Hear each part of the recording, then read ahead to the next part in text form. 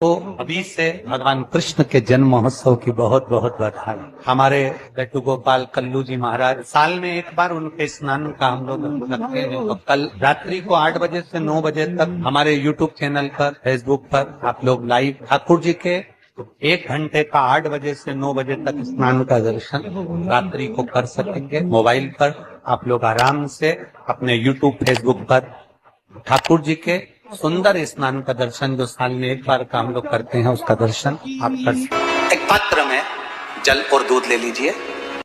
तो कहोगे गुरुजी ये कथा कहां से निकाल के लाए हो? तो विष्णु पुराण में से आप उसको स्मरण कर सकते हो। काय में से? विष्णु पुराण में से। एक पात्र में देसी गाय का दूध, जल उसमें रखकर, और आपके यहाँ अगर लड्डू गोपाल हो, यदि आपके घर में ठाकुर जी हो, लड्डू गोपाल हो, विष्णु जी का कोई स्वरूप हो, श्री हरि का कोई स्वरूप हो, तो उस पर आप संध्या के समय पर दुर्वा डालकर, उस दुर्वा से अगर लक्ष्मी जी के नामों का 108 बार उच्चारण कर कर, घी का दिया लगाकर, कैसर के चावल साथ में रखकर केवल उस जल का और दूध का मात्र छींटा देते हो, तो उसके घर में कभी लक्ष्मी की कमी नहीं आ सकती, संपदा बढ़ती चली जाती है। 108 बार लक्ष्मी के नाम का मात्र उच्चारण कर लेने पर, भगवान विष्णु के चरणारविंद पर, भगवान विष्णु के चरणों पर केवल उस दुर्वा का, जल का, दूध का सिंचन कर देने से भी लक्ष्मी की वृद्धि होती है।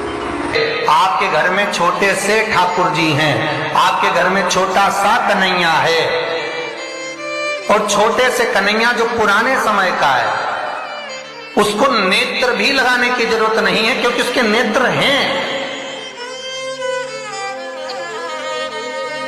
और मान लो तुमने इतना बड़ा कन्हैया ले लिया, तो अरे बोलो तो जम के जरा, और उसका कोई एक नेत्र कहीं गिर गया, एक नेत्र कहीं चले गया, तो फिर दूसरा नेत्र लगाना पड़ेगा कि नहीं लगाना पड़ेगा? और अगर एक नेत्र पर रखोगे तो अच्छा लगेंगे कि ठाकुर जी? नहीं। तो नेत्र होना, जितनी बड़ी मूर्ति होती है, जितना बड़ा स्वरूप होता है, जितना बड़ा शिवलिंग होता है, जितनी बड़ी मूर्ति की स्थापना होती है, उतनी उसमें सेवा की और भाव की जरूरत पड़ती है। भगवान विष्णु ने जाते हुए शिव बाबा को देखा।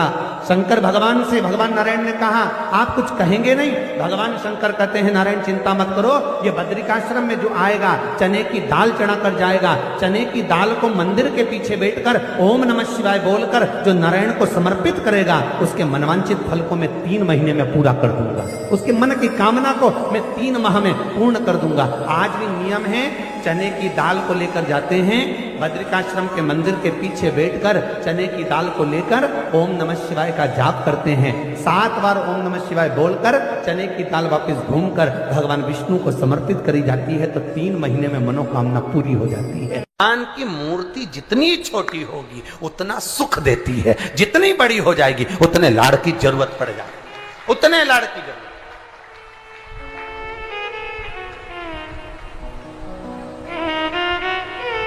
जितनी छोटी। अब आप कहोगे गुरुजी तुम इतनी बड़ी बड़ी बातें करते हो, तुम्हारे ठाकुर जी भी तो देखो कितने बड़े हैं। आपको मालूम होगा कि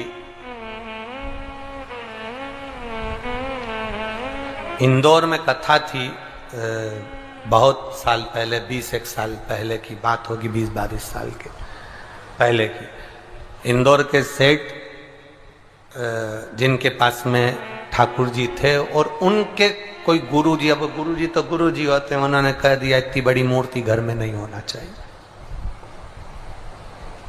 अब उनको कह दिया कि इतनी बड़ी मूर्ति घर में नहीं होना चाहिए, तो वो इनको नर्मदा जी में विसर्जन के लिए लेकर जाने लगे, या कहीं देने के लिए जाने लगे। वो हमारे यहाँ कथा में आए थे, तो वो अटैची लेकर आए थे, तो पूछ लिया हमने कि इस अटैची को आप कहाँ ले जा रहे हैं, क्या है इसमें? उन्होंने कहा इसमें लड्डू गोपाल हैं ठाकुर जी। हमने कहा कहाँ ले जा रहे हैं? हमारे गुरुजी ने कहा इतनी बड़ी मूर्ति घर में रहती है ना, तो तकलीफ होती है, इसलिए हम इनको नदी में, नर्मदा जी में छोड़ने के लिए या आश्रम पर किसी के यहाँ देने के लिए जा रहे हैं। तो हमने कह दिया लाडला है, कहाँ इसको नर्मदा के जल में आप छोड़ोगे, हमको दे दो, हमारे साथ कथा में चलता रहे, आनंद से श्रवण करता रहे, भक्ति करता रहे। और क्या लाडला है वो, उसका नाम हमने कल्लू रखा, हमारा कल्लुआ है, लाडला। जय हो। सोमवार की अष्टमी पड़ जाए, क्या पड़ जाए सोमवार की? जम के बोलो जरा। अष्टमी।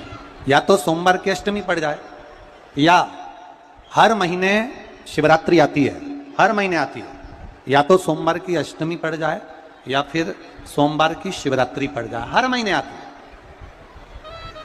प्रयास करना कहीं से देसी गाय का दूध मिल जाए, थोड़ा सा दूध देसी गाय का मिल जाए, थोड़ा सा दूध देसी गाय का, थोड़ा सा दूध अगर प्राप्त हो जाए, बेलपत्री के पत्ते से दूध कटोरी में लेकर, मात्र बेलपत्री के पत्ते से एक एक बूंद अगर दूध, आप एक बूंद अगर ज्यादा ना मिला हो, एक चम्मच भी अगर आपको दूध देसी गाय का मिल गया हो, और सोमवार की अष्टमी पड़ जाए या सोमवार की, जम के बोलो, शिवरात्रि पड़ जाए, उसमें केवल अगर देसी गाय का दूध मिल जाए, जर्सी गाय का नहीं हो, देसी गाय का अगर दूध मिल जाए, बेलपत्री के पत्ते से, तुम्हारे घर के अंदर अगर शिवलिंग है या मंदिर में शिवलिंग है या तुम्हारे नजदीक में कोई शिवलिंग है, उस पर बूंद बूंद, एक एक बूंद अगर शिवलिंग पर दूध समर्पित कर रहे हो, श्री शिवाय नमस्तुभ्यम, नमः शिवाय, या षडाक्षर मंत्र ओम नमः शिवाय, या 33 अक्षर का मंत्र महामृत्युंजय मंत्र, इसका स्मरण कर कर शिव जी पर देसी गाय का दूध समर्पित कर कर इस बेलपत्री को अशोक सुंदरी वाली जगह पर अगर आप समर्पित कर देते हैं, फिर आप जिस भी चीज के लिए अप्लाई करें, मेरा देवाधिदेव महादेव आपका हाथ पकड़कर खींचकर आगे बढ़ा ही दे। मेहनत करना, कर्म पूरा करना, पढ़ाई अच्छी करना, और पढ़ाई के साथ में विद्या अध्ययन करने के साथ में अच्छी मेहनत के साथ में देसी गाय का दूध भगवान शंकर को समर्पित करना, भगवान शंकर को समर्पित करना, देसी गाय का दूध धीरे धीरे धीरे धीरे समर्पित करना, भावों के साथ आप समर्पित करें। देसी गाय का दूध एक एक बूंद समर्पित करें, धीरे धीरे समर्पित करें। और देसी गाय का दूध जब धीरे धीरे समर्पित करें, बड़े रास्ते से, आनंद से धीरे धीरे जब आप समर्पित करेंगे, बेलपत्री वही दूध में सनी हुई बेलपत्र अशोक सुंदरी वाली जगह पर, उस समय पर डंडी का भाग शिवलिंग की ओर नहीं होना चाहिए, उस समय पर डंडी का भाग जहां से पानी बहकर जाता है अशोक सुंदरी की ओर से, वहां पर होना चाहिए। कार्य में सफलता मिलती ही है। शिव तत्व को धारण कर। सोमवार की अष्टमी का मतलब आपको इंदौर की कथा में बताया था, जिस दिन शंकर और पार्वती के मिलन का दिवस हो, और केवल एक माता पार्वती के अकेले मिलन का नहीं, 64 योगनिया तक भगवान शंकर से मिलने के लिए आती है। पीला चंदन लगा लेना। कितना लगाना है? बीच वाला जो पत्ता है उस पर पीला चंदन। जब आपको लगे कि मेरा जीवन बहुत कष्टमय है, अब ये रोग, अब ये कष्ट दूर ही नहीं हो रहा, अब ये आए दिन तकलीफ पर तकलीफ बढ़ती जा रही है, आए दिन रोग, बीमारी, पैसा घर में बच नहीं रहा, बहुत कष्टमय जीवन है, इसमें लगाओ पीला चंदन बेलपत्री की बीज पत्ती पर। महाराज, और बीज पत्ती पर जब चंदन लग जाए, लगने के बाद में ये दोनों पत्ती पर लाल चंदन लगा लीजिए। इन दोनों पत्ती के बीच में जो डंडी का भाग होता है, आपको कहा था, आपको स्मरण में होगा शायद, हमने जब बेलपत्री की महत्वता बताई थी तो उस बेलपत्री की महत्वता में कहा था ब्रह्मा विष्णु महेश ये 3 हैं, बोला था।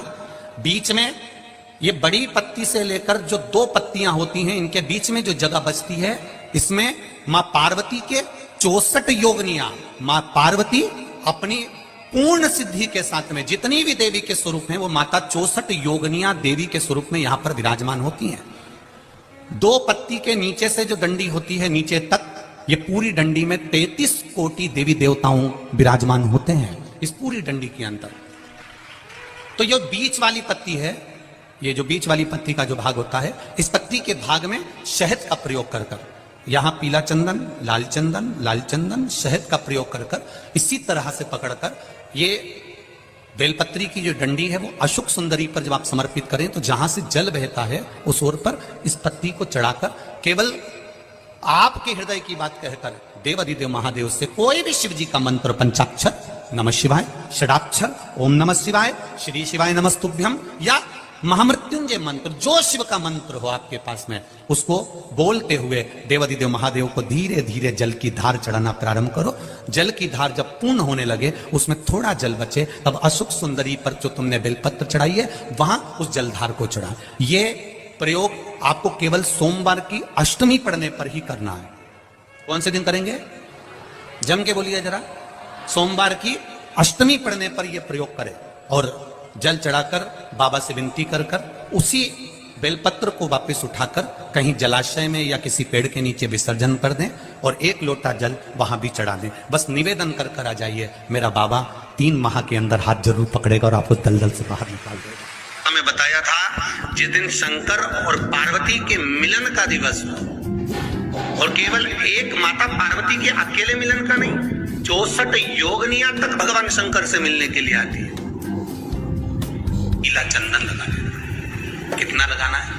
बीच वाला जो पत्ता है उस पर पीला चंदन। जब आपको लगे कि मेरा जीवन बहुत कष्टमय है, अब ये रोग, अब ये कष्ट दूर ही नहीं हो रहा, अब ये आए दिन तकलीफ पर तकलीफ बढ़ती जा रही है, आए दिन रोग बीमारी, पैसा घर में बच नहीं रहा, बहुत कष्टमय जीवन है, इसमें लगाओ पीला चंदन बेलपत्री की बीच पत्ती महाराज। और बीच पत्ती पर जब चंदन लग जाए, लगने के बाद में ये दोनों पत्ती पर लाल चंदन लगा लीजिए। इन दोनों पत्ती के बीच में जो डंडी का भाग होता है, आपको कहा था, आपको स्मरण में होगा शायद, हमने जब बेलपत्री की महत्वता बताई थी तो उस बेलपत्री की महत्वता में कहा था ब्रह्मा विष्णु महेश ये 3 है, बोला था। बीच में ये बड़ी पत्ती से लेकर जो 2 पत्तियां होती हैं, इनके बीच में जो जगह बचती है, इसमें माँ पार्वती के 64 योगनियां, माँ पार्वती अपनी पूर्ण सिद्धि के साथ में जितनी भी देवी के स्वरूप हैं, वो माता 64 योगनियां देवी के स्वरूप में यहाँ पर विराजमान होती हैं। 2 पत्ती के नीचे से जो डंडी होती है नीचे तक, ये पूरी डंडी में 33 कोटि देवी देवताओं विराजमान होते हैं इस पूरी डंडी के अंदर। तो ये बीच वाली पत्ती है, ये जो बीच वाली पत्ती का जो भाग होता है, इस पत्ती के भाग में शहद का प्रयोग कर यहाँ पीला चंदन, लाल चंदन, शहद का प्रयोग कर इसी तरह से पकड़कर ये बेलपत्री की जो डंडी है वो अशुक सुंदरी पर जब आप समर्पित करें, तो जहां से जल बहता है उस ओर पर इस पत्ती को चढ़ाकर केवल आपके हृदय की बात कहकर देवाधिदेव महादेव से कोई भी शिव जी का मंत्र, पंचाक्षर, नमः शिवाय, षडाक्षर, ओम नमः शिवाय, श्री शिवाय नमस्तुभ्यम, या महामृत्युंजय मंत्र, जो शिव का मंत्र हो आपके पास में, उसको बोलते हुए देवाधिदेव महादेव को धीरे धीरे जल की धार चढ़ाना प्रारंभ करो। जल की धार जब पूर्ण होने लगे, उसमें थोड़ा जल बचे, तब अशोक सुंदरी पर जो तुमने बेलपत्र चढ़ाई है, वहां उस जलधार को चढ़ाए। ये प्रयोग आपको केवल सोमवार की अष्टमी पढ़ने पर ही करना है। कौन से दिन करेंगे? जम के बोलिए जरा। सोमवार की अष्टमी पढ़ने पर यह प्रयोग करें और जल चढ़ाकर बाबा से विनती कर उसी बेलपत्र को वापस उठाकर कहीं जलाशय में या किसी पेड़ के नीचे विसर्जन कर दें और 1 लोटा जल वहां भी चढ़ा दें। बस निवेदन कर कर आ जाइए, मेरा बाबा 3 माह के अंदर हाथ जरूर पकड़ेगा और आपको दलदल से बाहर काया के रोग से कहा था, आपको स्मरण में होगा शायद, हमने जब बेलपत्री की महत्वता बताई थी तो उस बेलपत्री की महत्वता में कहा था ब्रह्मा विष्णु महेश ये 3 है, बोला था। बीच में ये बड़ी पत्ती से लेकर जो 2 पत्तियां होती हैं, इनके बीच में जो जगह बचती है, इसमें माँ पार्वती के 64 योगनियां, माँ पार्वती अपनी पूर्ण सिद्धि के साथ में जितनी भी देवी के स्वरूप हैं, वो माता 64 योगनियां देवी के स्वरूप में यहाँ पर विराजमान होती हैं। 2 पत्ती के नीचे से जो डंडी होती है नीचे तक, ये पूरी डंडी में 33 कोटि देवी देवताओं विराजमान होते हैं इस पूरी डंडी के अंदर। तो ये बीच वाली पत्ती है, ये जो बीच वाली पत्ती का जो भाग होता है, इस पत्ती के भाग में शहद का प्रयोग कर यहाँ पीला चंदन, लाल चंदन, शहद का प्रयोग कर इसी तरह से पकड़कर ये बेलपत्री की जो डंडी है वो अशुक सुंदरी पर जब आप समर्पित करें, तो जहां से जल बहता है उस ओर पर इस पत्ती को चढ़ाकर केवल आपके हृदय की बात कहकर देवाधिदेव महादेव से कोई भी शिव जी का मंत्र, पंचाक्षर, नमः शिवाय, षडाक्षर, ओम नमः शिवाय, श्री शिवाय नमस्तुभ्यम, या महामृत्युंजय मंत्र, जो शिव का मंत्र हो आपके पास में, उसको बोलते हुए देवाधिदेव महादेव को धीरे धीरे जल की धार चढ़ाना प्रारंभ करो।